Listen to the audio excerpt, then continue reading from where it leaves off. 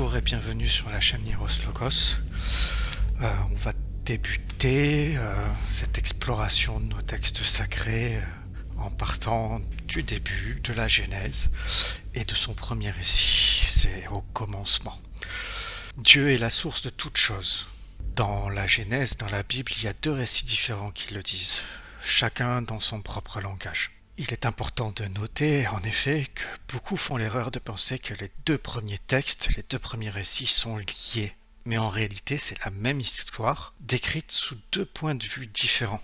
Nous oublions souvent que la Bible, comme les autres textes des religions monothéistes, sont en réalité un agglomérat de textes récupérés de ci, de là, et fondus ensemble pour créer une histoire unique. Dans ces textes, Dieu change de nom, d'apparence, de pouvoir, de personnalité, comme si nous parlions non pas d'un Dieu, mais de plusieurs. Peut-être, d'ailleurs, est-ce le cas, puisque le Elohim, Dieu au pluriel, que nous découvrons au début, indique bien un panthéon.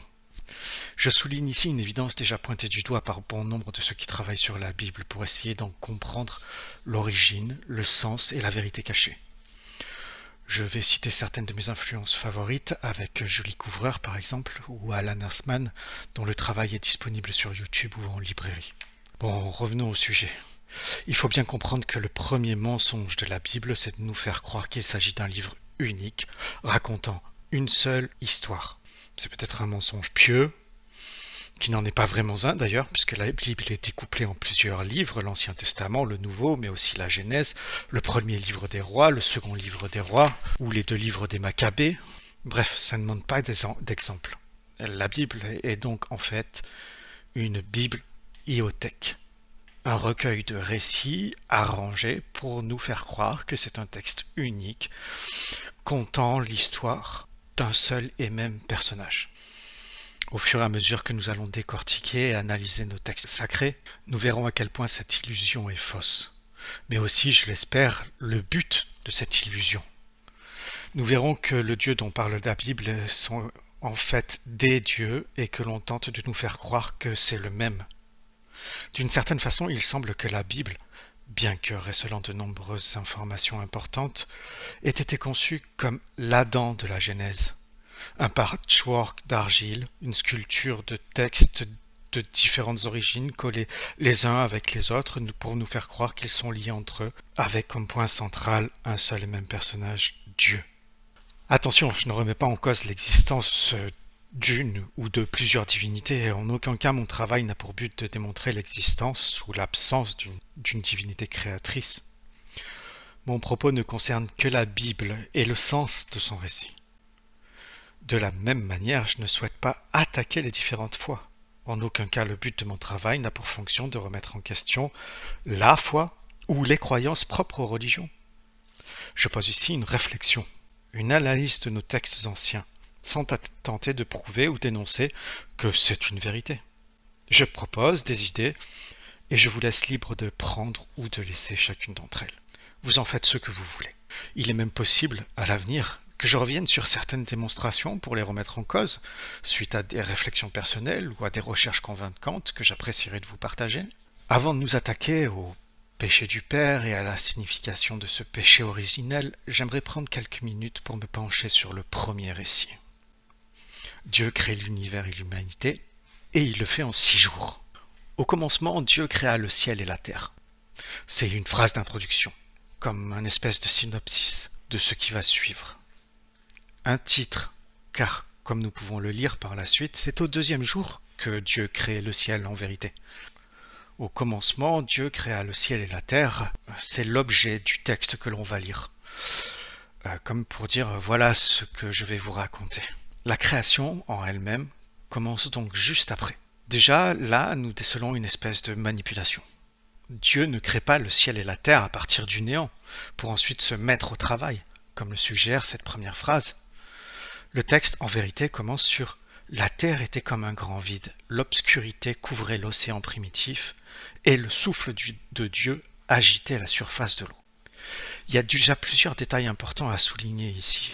Il faut aussi prendre en compte que ce texte est tiré de récits assyriens, babyloniens, mésopotamiens et sumériens.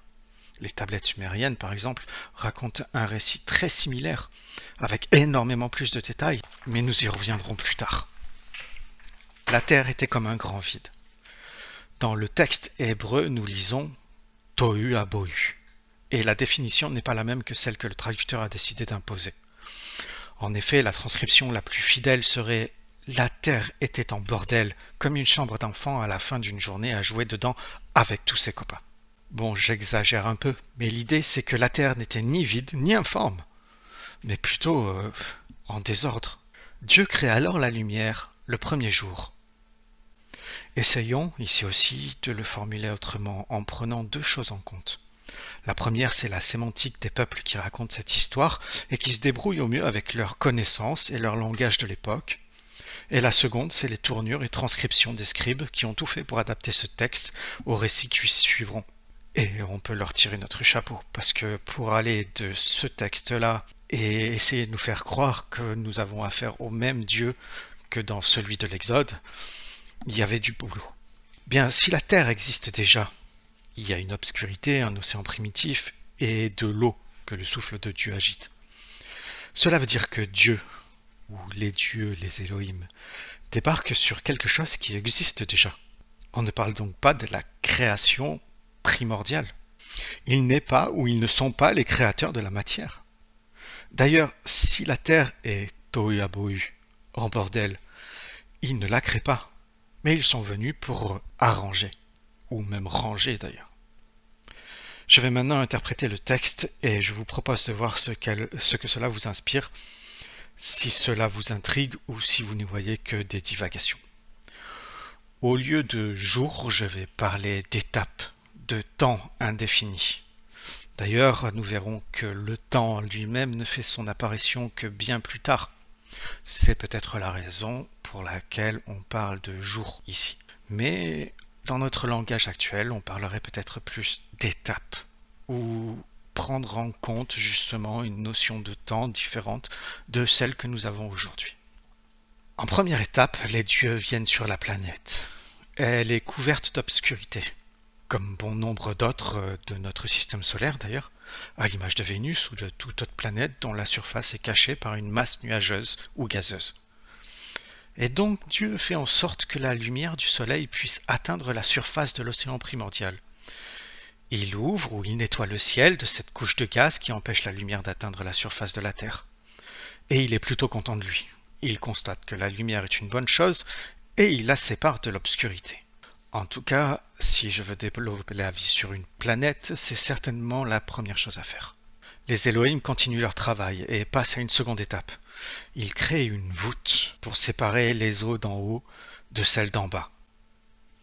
Je traduirais ça par une création d'atmosphère, permettant justement de créer un cycle de nuages, de pluie et de renouvellement.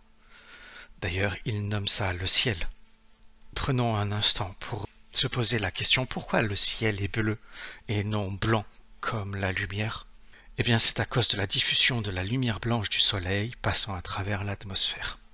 Au moment où la lumière passe l'atmosphère, elle frappe différentes molécules comme l'azote et l'oxygène qui flottent au-dessus de nous.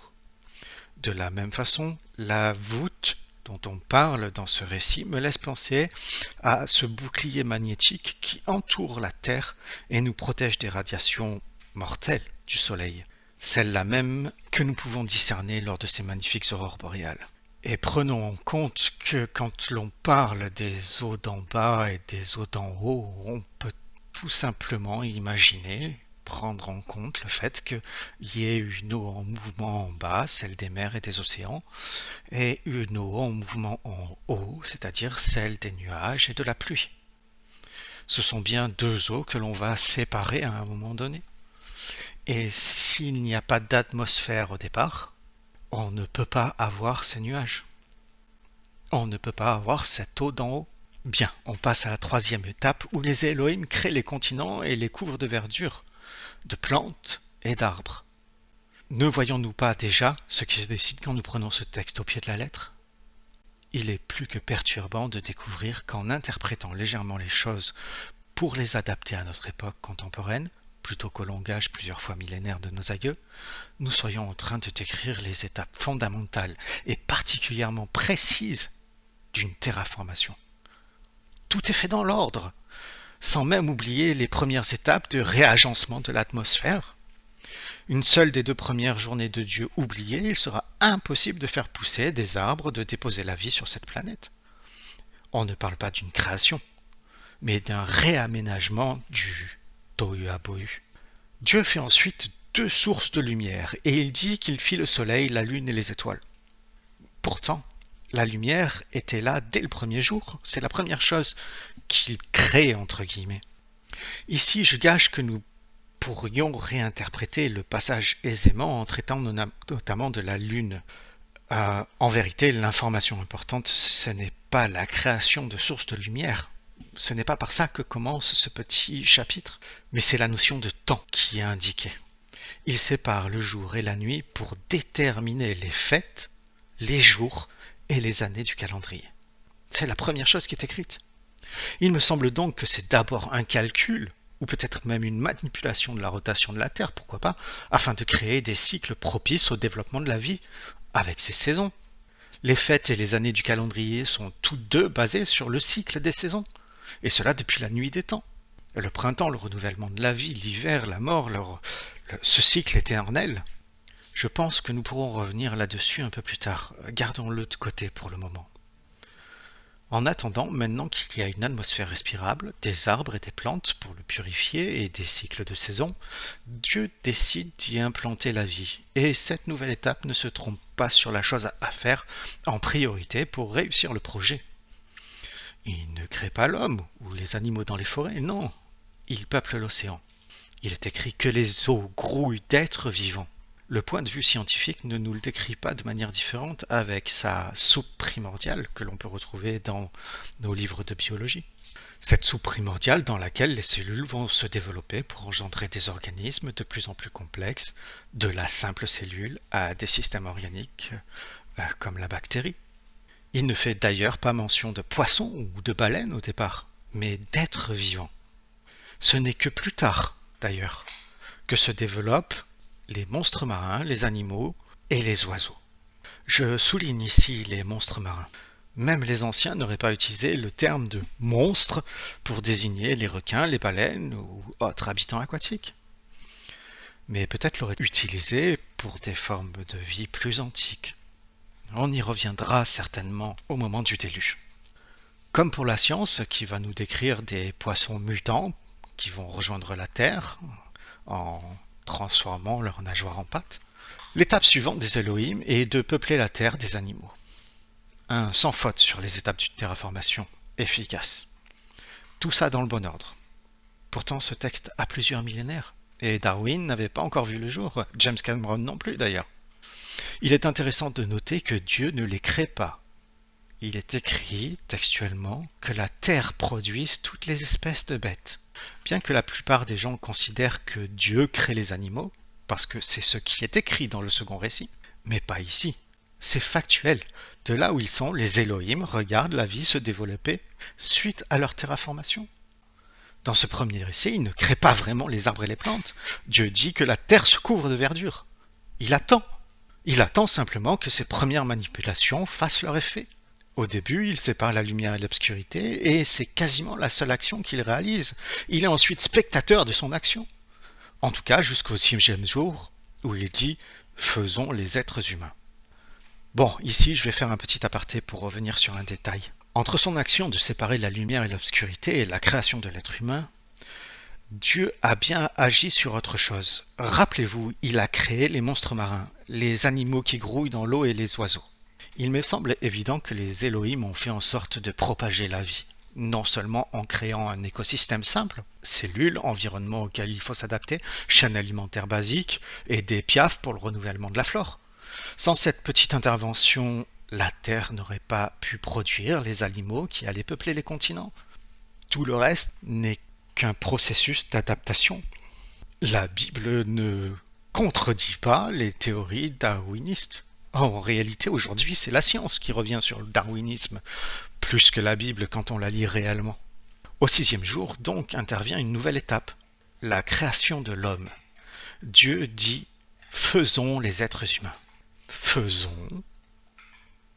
Ici, il semble que les traducteurs aient choisi de garder le pluriel, un pluriel de majesté, soi-disant, mais qui n'existe pas en hébreu. Est-ce que c'est un indice préservé par nos aïeux? Bon, passons. On verra ça plus tard. Voilà une autre observation intéressante. Les Elohim laissent la vie se développer. C'est la terre qui produit les animaux qui vont peupler les continents. Mais au moment où c'est à l'homme d'apparaître, alors il est nécessaire d'agir, de manipuler la création pour créer l'homme. On retrouve ça dans le second récit. Mais il est important de noter que nos textes sacrés parlent bien d'une intervention quant à la création de l'être humain, alors que cette intervention ne se fait pas sur différentes étapes de la terraformation que nous avons observées jusque-là. Et il est créé à sa propre ressemblance. Ici, les débats entre théologiens font rage quant à la signification de cette ressemblance. Est-ce qu'elle est physique? Est-ce qu'elle est morale? Est-ce l'intelligence? L'âme? La conscience? La force? Le pouvoir? Le pouvoir de création ou d'adaptation? Tout y passe et ils n'arrivent pas à se mettre d'accord entre eux. J'ai moi-même plusieurs hypothèses à ce sujet. Mais dans le cadre qui nous intéresse, et dans cet exercice de prendre le premier récit au pied de la lettre, je vais considérer que cette image est physique.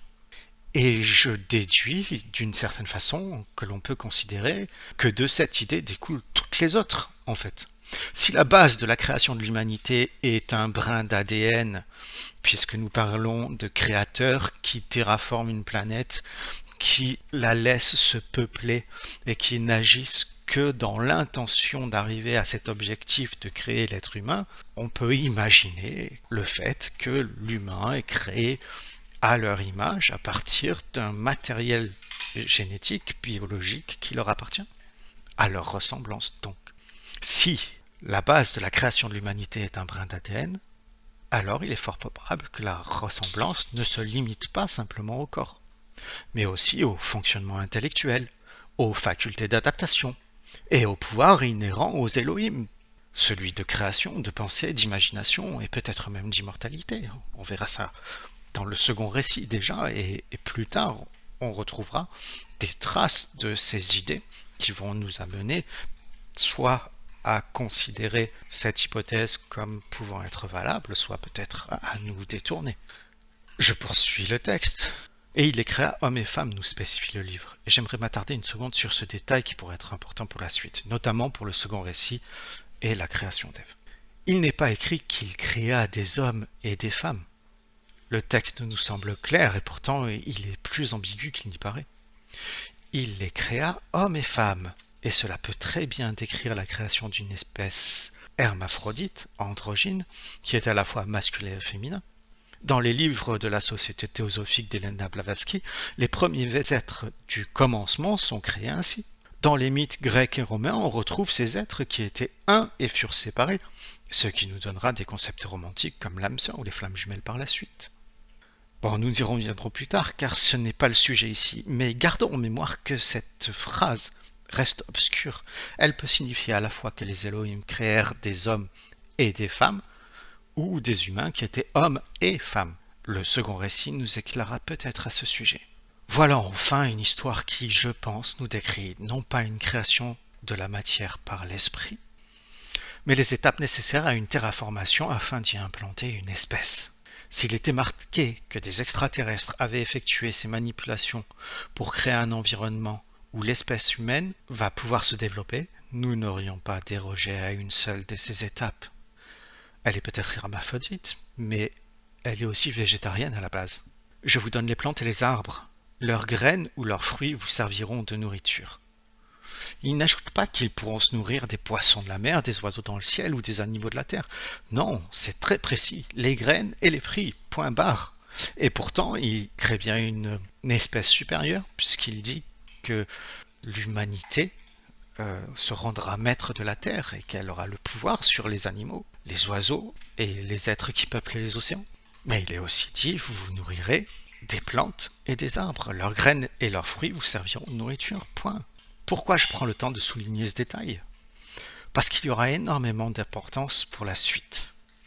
On va retrouver ces notions dans le péché d'Adam, dans la dispute d'Abel et Caïn, mais aussi dans les préférences du Dieu qui sera décrit dans le deuxième récit de la création, en ce qui concerne la viande et le sang. Je vous ai proposé une autre vision du premier récit, en espérant que cela vous ait plu et vous ait fait réfléchir. Dans une seconde partie, je traiterai le deuxième récit, au Jardin d'Éden, et nous verrons que malgré le fait qu'il est censé raconter la même histoire, il y a d'énormes différences, que ces différences sont dues à une question de point de vue. C'est comme si nous regardions cette terraformation d'un point de vue éloigné, peut-être depuis une station orbitale, alors que dans le second récit de la création, dans le Jardin d'Éden, nous sommes sur Terre, en ayant un regard plus précis, plus appuyé sur certains détails, notamment de la création de l'humanité.